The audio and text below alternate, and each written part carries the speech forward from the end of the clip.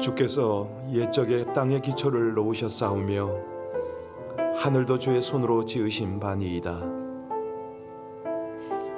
천지는 없어지려니와 주는 영존하시겠고 그것들은 다 옷같이 낡으리니 의복까지 바꾸시면 바꾸려니와 주는 한결같으시고 주의 연대는 무궁하리이다. 오늘도 이 백성들을 향하여 영원을 향할 수 있도록 새날을 여시고 또 하나님의 전을 찾게 하시며 주의 말씀 앞에 기도와 중보로 살아가게 하심을 감사를 드립니다. 여상하신 하나님의 은혜를 쫓기를 원하오니 우리 드리는 찬양과 주님을 향한 중심을 받으시고 성령과 말씀으로 인도하여 주시옵소서. 예수님 이름으로 기도하옵나이다. 아멘. 어제는 아침 저녁으로 주인 앞에 무릎을 꿇는 그런 짐승에 대한 이야기를 좀 나눴습니다. 낙타입니다. 가만히 한번 생각해 보세요. 많은 짐승이 있지만 낙타가 보통 힘이 센 게 아니거든요. 그런데도 아침 저녁으로 주인 앞에 무릎을 꿇고 하루를 시작하겠습니다. 짐을 얹어 주십시오. 오늘 하루도 잘 마쳤습니다. 짐을 내려주십시오. 우리 인생들이요, 사람들이요, 이렇게 영혼을 알고 하나님을 알고 아침 저녁으로 하나님 앞에 무릎을 꿇을 수 있는 것은 은혜 중에 은혜입니다. 우리 하나님께서 이 땅이 다가 아니다. 영혼을 바라보고 살아라. 그래서 우리는 그 영혼을 향하여 나갈 때 아침과 저녁에 이렇게 하나님 앞에 기도할 수가 있잖아요. 우리 본분을 돌아보는 거죠. 우리 모든 분들이 한결같이 정말 이 생이 다가 아니고 내 생에 우리가 갈 그 나라를 바라보며 날마다 영적인 삶에 힘쓸 수 있도록 이 시간에 우리 합심으로 함께 간절히 기도하고 새벽을 깨우게 하옵소서. 정말 저녁이면 우리 하나님 안에서 하루를 주의 은혜 가운데 마쳤다고 그렇게 고백하고 이 땅의 삶을 은혜 가운데 잘 마치게 해달라고 우리 합심으로 함께 간절히 주님 앞에 기도 올리겠습니다. 하나님의 은혜로 이 백성들이 이 아침도 주 앞에서 하루를 시작하나이다. 감사합니다. 찬양합니다. 영원하신 우리 아버지 하나님께서 당신의 사랑하는 백성들, 당신의 은혜를 입은 백성들을 오늘도 인도하고 계심을 감사를 드립니다. 하나님, 우리가 무엇이 간돼 영혼을 바라보게 하시고 영혼의 주인이신 주님 앞에 살아가게 하시나이까? 간절히 원할 때 우리 하나님 앞에 우리의 믿음을 고백할 뿐만 아니라 날마다 인도를 받고 하나님이 기대하시고 기뻐하시는 그 충성된 길을 갈 수 있게 하여 주옵소서. 성도들이 온 교회가 새벽을 깨우며 하루의 일과를 마무리하며 주님 앞에 참으로 하나님의 은혜를 고백드리는 성숙하고도 깊은 바른 신앙생활을 할 수 있도록 우리 하나님 은혜 베풀어 주시기를 간절히 원합니다. 누구의 인도가 아니라 스스로 자발적으로 창조주이며 주관자이신 하나님 앞에 자신을 드리고 자신의 모든 삶을 평가받는 참으로 복된 하나님의 백성들의 삶이 되기를 간절히 원합니다. 이 아침도 인도하시는 주님을 감사하며 예수님 이름으로 기도하옵나이다. 아멘. 예레미야 49장 23절부터입니다. 49장 23절부터 마지막 절까지 우리 합독하시겠습니다. 다메섹에 대한 말씀이라. 하맛과 아르밧이 수치를 당하리니 이는 흉한 소문을 듣고 낙당함이니라. 비틀거리며 평안이 없도다. 다메섹이 피곤하여 몸을 돌이켜 달아나려 하니 떨림이 그를 움켜잡고 해산하는 여인이 고통과 슬픔이 그를 사로잡았도다. 어찌하여 찬송의 성읍 나의 즐거운 성읍이 버린 것이 되었느냐? 이는 만군의 여호와의 말씀이니라. 그런즉 그날에 그의 장정들은 그 거리에 엎드려지겠고 모든 군사는 멸절될 것이며 내가 다메섹의 성벽에 불을 지르리니 베라단의 궁전에 불타리라. 바벨론의 느부갓네살 왕에게 공격을 받은 게달과 하솔 나라들에 대한 말씀이니라. 여호와께서 이와 같이 말씀하시되 너희는 일어나 게달로 올라가서 동방 자손들을 황폐하게 하라. 너희는 그들의 장막과 양떼를 빼앗으며 휘장과 모든 기구와 낙타를 빼앗아다가 소유로 삼고 그들을 향하여 외치기를 두려움이 사방에 있다 할지어다. 여호와의 말씀이니라. 하솔 줌이나 도망가라. 멀리 가서 깊은 곳에 살라. 이는 바벨론의 느부갓네살 왕이 너를 칠 모략과 너를 칠 계책을 세웠음이라. 여호와의 말씀이니라. 너는 일어나 고요하고도 평안히 사는 백성 곧 성문이나 문빗장이 없이 홀로 사는 국민을 치라. 그들의 낙타들은 노략물이 되겠고 가축은 탈취를 당할 것이라. 내가 그 살적을 깎는 자들을 사면에 흩고 그 재난을 여러 곳에 오게 하리라. 여호와의 말씀이니라. 하솔은 거처가 되어 영원히 황폐하리니 거기 사는 사람이나 그 가운데 머물러 사는 사람이 아무도 없게 되리라 하시니라. 유다 왕 시드기야가 즉위한 지 오래지 아니하여서 엘람에 대한 여호와의 말씀이 선지자 예레미야에게 임하여 이르시되 만군의 여호와가 이같이 말하노라.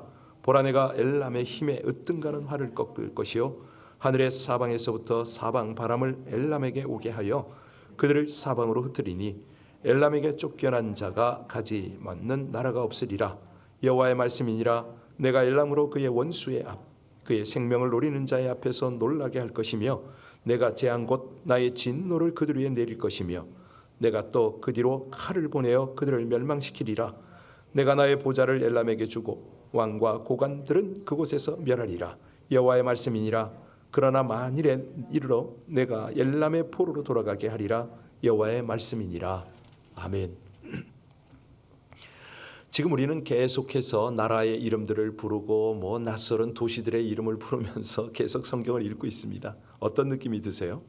왜 하나님께서 약간 지루하다 싶도록 이렇게 나라, 우리와 연관이 별로 없는 것 같은 이런 나라들의 이름을 이렇게 열거를 하시고 우리가 계속 읽게 하실까? 이건 뭐냐면요, 인류 역사를 통해서 보면 초강대국을 비롯해서 약소 국가들이 계속해서 존재했습니다. 당시에는 영원히 무너지지 않을 것 같은 그런 강한 나라, 또 물론 연약한 나라는 물론이지만 그들이 자꾸 넘어지고 사라지고 새로운 나라들이 세워졌습니다. 하나님께서 이렇게 계속 성경을 통해서 나라 이름, 도시 이름을 말씀하시는 이유가 뭐라고요? 인간의 나라는 영원할 수 없음을 깨달으라. 그러니까 세상에 살면서 무엇을 추구할 것이냐? 이 메시지거든요. 헛된 것과 영원한 것 사이에 너희의 삶은 뭐냐? 이렇게 하나님이 오늘 물으십니다. 오늘 보니까 다메섹이 나왔죠. 게달과 하살이 나왔는데 이 다메섹은 수도입니다. 수도. 시리아의 수도. 또 게달과 하살은 아라비아의 수도. 이렇게 보면 되겠습니다. 그리고 마지막으로는 유다에서 멀리 떨어진 엘람에 대한 이제 그 말씀을 전하고 있거든요. 자, 하나님께서 이 나라들의 이름, 도시들의 이름을 열거하면서 이제 그들의 입장에 서 주십니다. 그 나라들이, 그 나라의 사람들이 기뻐하고 추구했던 것들이 뭐냐? 우리에게 다시 한번 생각하라는 거예요. 그것들이 영원하냐? 헛된 것 아니냐? 파괴될 수밖에 없는 거다. 또 그들을 점령했던 바벨론 역시도 멸망당할 것임을 예고를 하시면서 이 내용 하나하나를 우리에게 묵상하게 하십니다. 그 다메섹은 다시 말씀드려도 이제 구약에서는 아람이죠. 또는 이제 수리아라고 불리던 그 나라의 수도였거든요. 지역적으로는 이제 이스라엘 북방에 위치했는데 요단강 동편 쪽입니다. 이제 그쪽을 계속 밀어붙이는 거예요. 차지하려고. 그래서 자주 이스라엘을 침략을 했습니다. 오늘날 이 다메섹이 현대어로는 뭐냐면 다마스쿠스라고 들어보셨죠? 네, 그런 지역입니다. 자, 하나님은 이 다메섹에 대한 심판을 말씀하셨는데 이 다메섹이야말로 아람에서 가장 강력한 성읍이었기 때문에 이곳이 무너졌다. 이것은 아람 전체의 멸망을 의미하거든요. 이때에 이 무너질 때의 상황이 어떠냐? 해산하는 여인처럼 비명을 질렀다는 거 아닙니까? 자, 23절부터 25절까지를 다시 한번 보겠습니다. 23절부터입니다. 다메섹에 대한 말씀이라. 하맛과 아르밧이 수치를 당하리니 이는 흉한 소문을 듣고 낙담함이니라. 바닷가에서 비틀거리며 평안이 없도다. 다메섹이 피곤하여 몸을 돌이켜 달아나려 하니 떨림이 그를 움켜잡고 해산하는 여인같이 고통과 슬픔이 그를 사로잡았도다. 어찌하여 찬송의 성읍, 나의 즐거운 성읍이 버린 것이 되었느냐. 자, 여기 보니까 이 다메섹은요, 예로부터 동서교통의 요충지입니다. 무역으로 크게 번성했던 곳이거든요. 그러니까 우리가 여기서 이제 미국에 살면 뉴요커 하듯이 그 지역 주민 사람들은 이 다메섹을 아주 칭송을 했어요. 대단한 도시다. 그리고 그 도시는 뭐 즐거움과 활기가 넘치는 그런 성읍이었죠. 25절 말씀이 바로 그 말씀 아닙니까? 예. 어찌하여 찬송의 성읍, 나의 즐거운 성읍이 버림바 되었느냐? 소용없다는 거죠.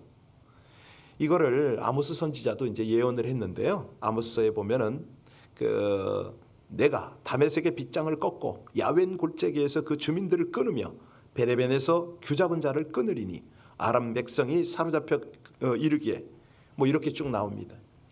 그러니까 성경을 이렇게 읽을 때 보면은 이제 그 의인화, 의역화 뭐 이런 것들이 많잖아요.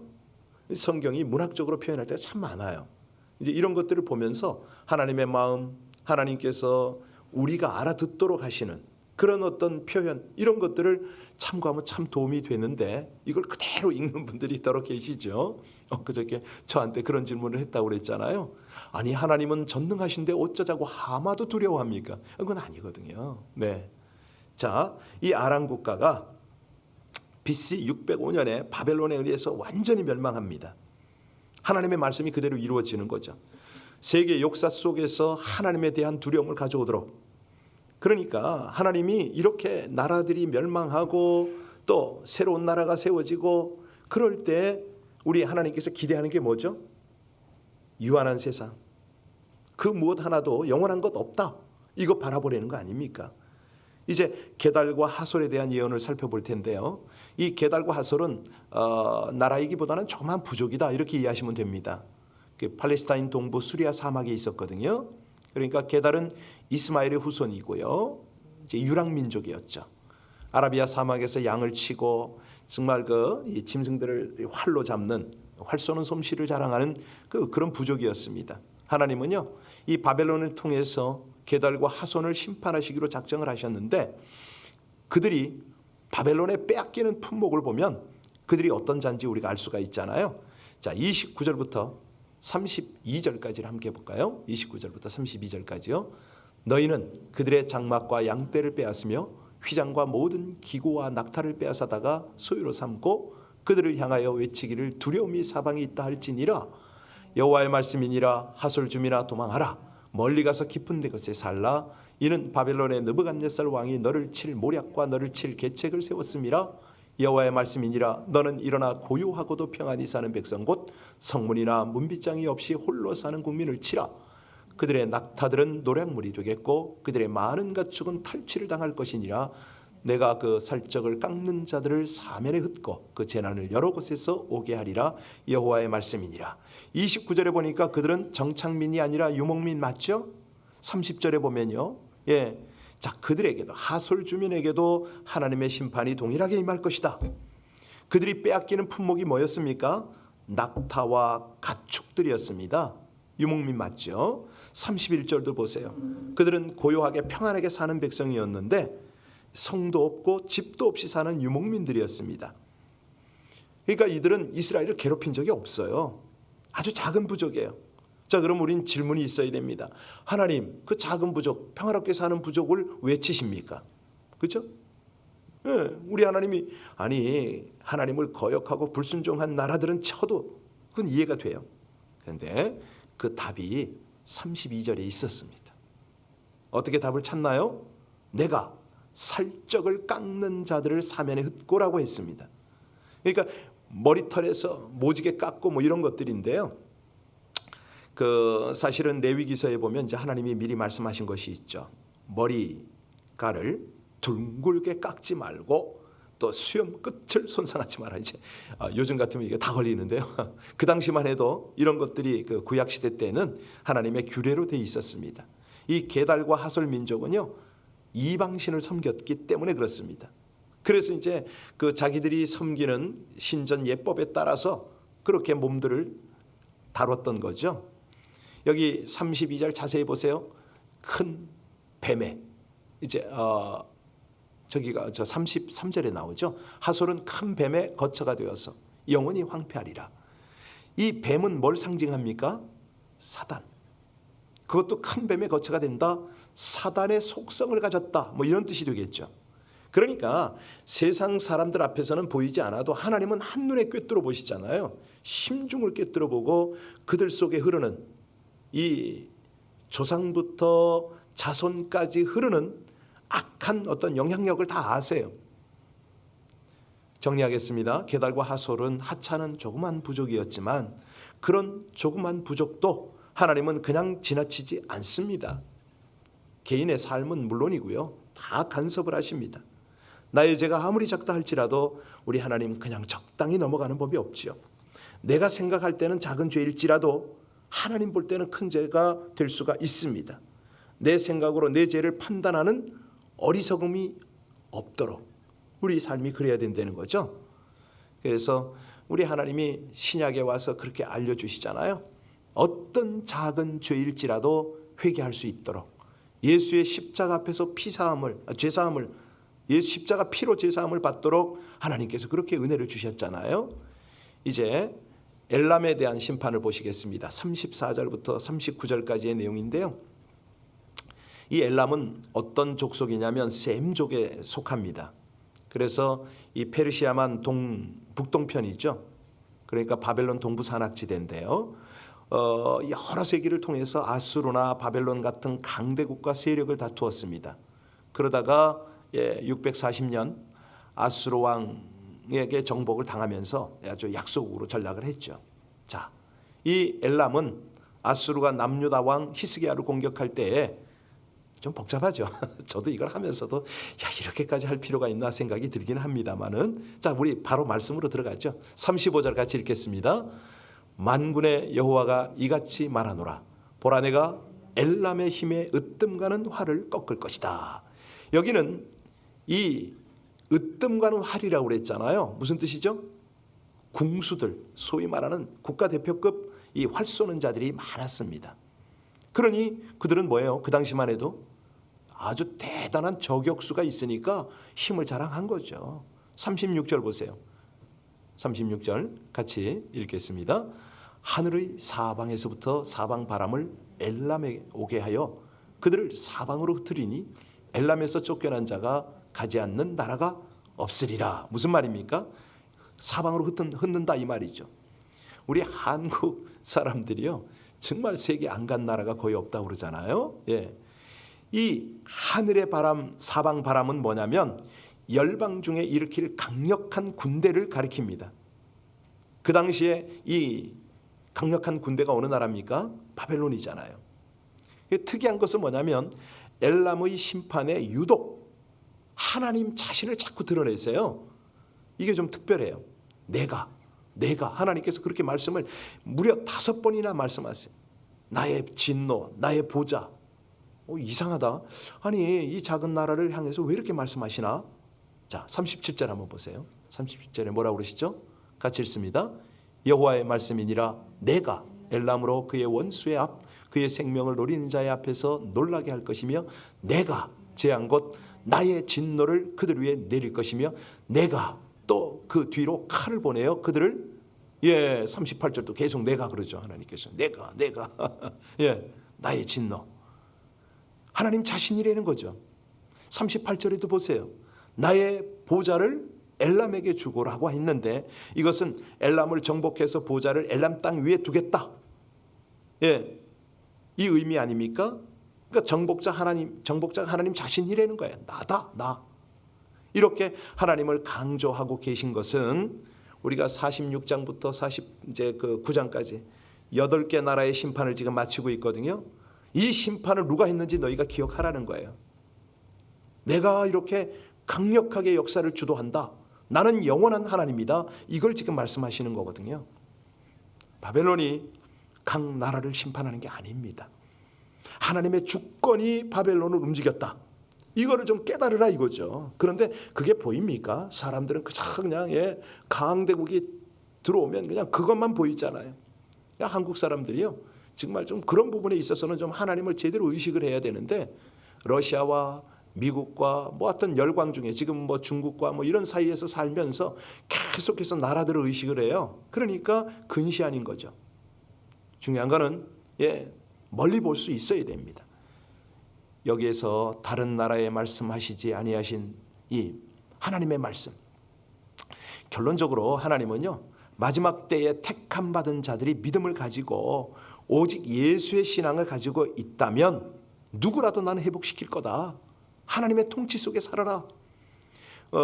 요한계시록에 보면 7 교회들에게 동일하게 그런 말씀을 하세요. 이기는 자가 되라. 이기는 자가 되라. 영적 싸움에서 반드시 이겨라. 그것은 혈과 육의 싸움이 아니고 공중권세 잡은 악한 영들과의 싸움인데 네가 하는 게 아니라 어린 양 그 보좌에 앉으신 예수 그리스도가 하신다 그러시잖아요. 이 각 나라가 하나님의 심판을 받을 수밖에 없는 공통점이 있다고 그랬습니다. 그게 뭐죠? 우상을 섬기는 거죠. 자기 힘을 의지하고 하나님 앞에 교만한 거죠. 눈에 보이는 세상이 다인 줄 알았던 거죠.